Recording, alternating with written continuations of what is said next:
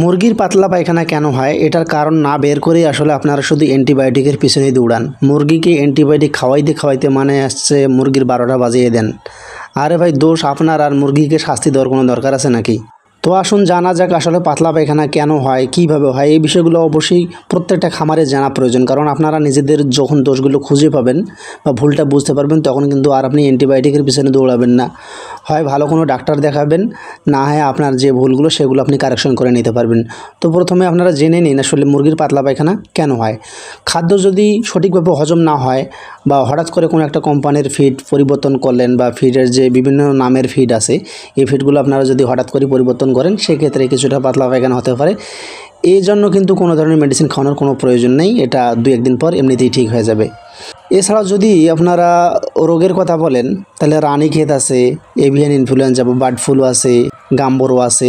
এইরকম বিভিন্ন ভাইরাস দ্বারা যদি আক্রান্ত হয় মুরগি তাহলে কিন্তু পাতলা পায়খানা হতে পারে।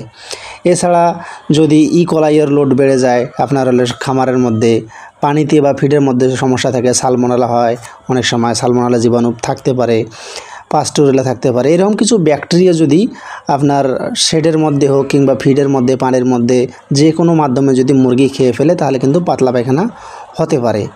এছাড়াও আছে কলেরা হলে হতে পারে, টাইফয়েড, অর্থাৎ যে জীবাণুগুলোর নাম বললাম এগুলো দিয়ে আসলে এই ধরনের রোগগুলো হয়ে থাকে।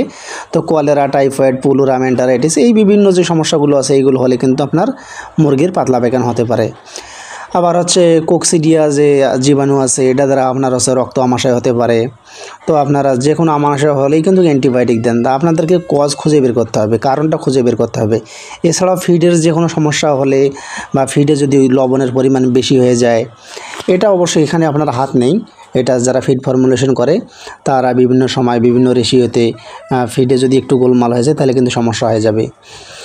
এছাড়াও যে কোনো আপনার হলে খাবারের মধ্যে যদি কোনো কিছু নোংরা লেগে থাকে, লিটার যদি সে খেয়ে ফেলে ফিডের মাধ্যমে, তার লিটারের জীবাণুটা কিন্তু পেটে চলে যাবে। এগুলোর মাধ্যমে আসলে পাতলা পায়খানা হতে পারে।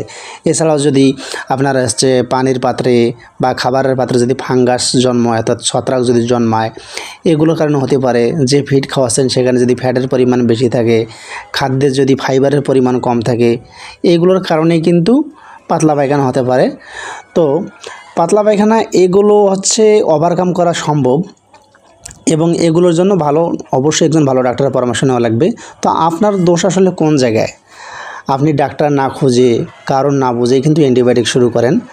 আরেকটা বিষয় দেখা যাচ্ছে, যদি আপনি খাবার পাত্র, পানির পাত্র আপনি পরিষ্কার না করেন প্রতিদিন এবং লিটার যদি আপনার স্যাঁতস্যাঁতে ভেজা থাকে তাহলে কিন্তু আপনার খামার থেকে, আপনার মুরগি থেকে কখনোই পাতলা পায়খানা আপনি সারাইতে পারবেন না। যতই আপনি অ্যান্টিবায়োটিক দেন, অ্যান্টিবায়োটিক খাওয়াবেন সে কয়দিন ভালো, আবার 3-4 দিন পরে দেখবেন আবার পাতলা পায়খানা শুরু হয়েছে।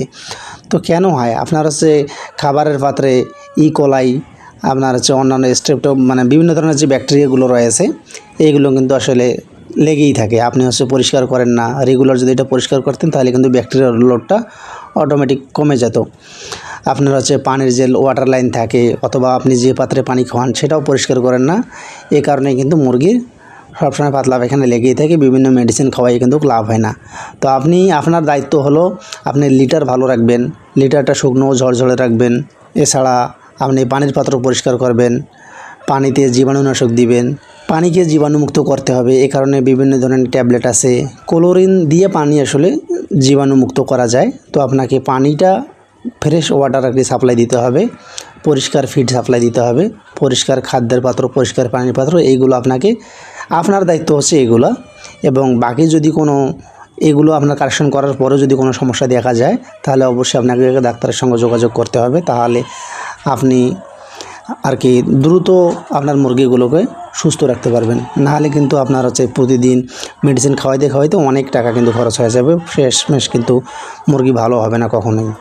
তো এইগুলোই আসলে পাতলা পায়খানা হওয়ার কারণ এবং আপনি এভাবেই সমাধান করতে পারবেন।